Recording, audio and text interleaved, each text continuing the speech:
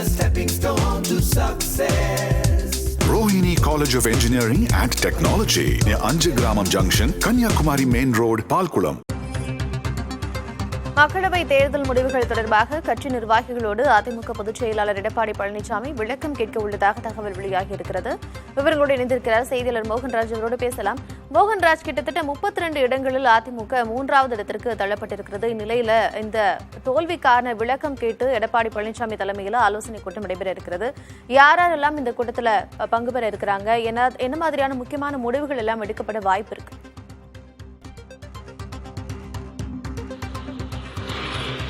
கார்த்திகா, நடைபெற்று முடிந்த நாடாளுமன்ற தேர்தலோட இந்த முடிவுகள் அதிமுகவினரிடையே பெரும் அதிர்ச்சியை ஏற்படுத்தியிருக்கு. குறிப்பா இந்த தேர்தலை பொறுத்த வரைக்கும் அதிமுக பெரும்பான்மையான இடங்களில் வெற்றி பெறல அப்படின்னாலும் சிங்கிள் டிஜிட் அப்படின்னு சொல்லக்கூடிய 1 ஒரு 5 தொகுதிகளையாவது கைப்பற்றும் அப்படின்னு கட்சி நிர்வாகிகள் மிகுந்த நம்பிக்கையோட இருந்தாங்க. ஆனா அந்த நம்பிக்கை முற்றிலுமாக சிதைந்திருக்கக்கூடிய சூழ்நிலையில அதிமுக ஒரு இடத்தில் கூட அதிமுக கூட்டணி வேட்பாளர்கள் வெற்றி பெறல. இது தவிர்த்து பல இடங்கள்ல, குறிப்பா புதுச்சேரி உட்பட பல 8 தொகுதிகளில் அதிமுக வேட்பாளர்கள் டெபாசிட் இழந்திருக்கிறாங்க. அது மட்டும் இல்லாம அதிமுக நேரடியாக களம் கண்ட 32 தொகுதியில 9 இடங்கள்ல 3ஆம் இடத்துக்கு தள்ளப்பட்டிருக்காங்க.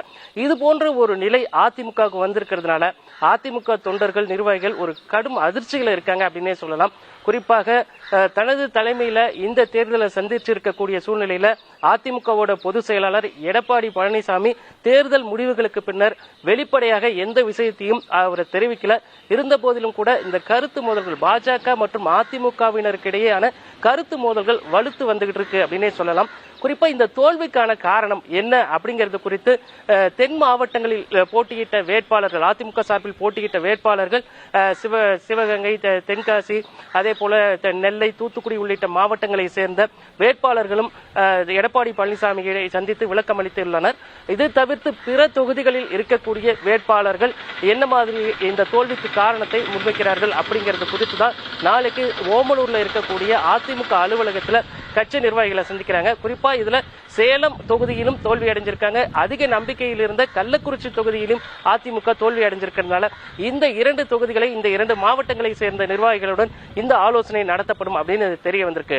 கார்த்திகா, போட்டியிட்ட 32 தொகுதிகளில் 9 இடங்கள்ல 3வது இடத்திற்கு அதிமுக தள்ளப்பட்டிருக்கு. இந்நிலையில என்னென்ன பிரச்சனைகள் இருக்கு, இதை எப்படி சரி செய்யணும் அப்படிங்கிற மாதிரியான ஆலோசனை கூட்டம் நாளை நடைபெற இருக்குது. விவரங்களை வழங்கியமைக்கு நன்றி Mohanraj. Rohini, a stepping stone to success. Rohini College of Engineering and Technology near Anjagramam Junction, Kanyakumari Main Road, Palkulam.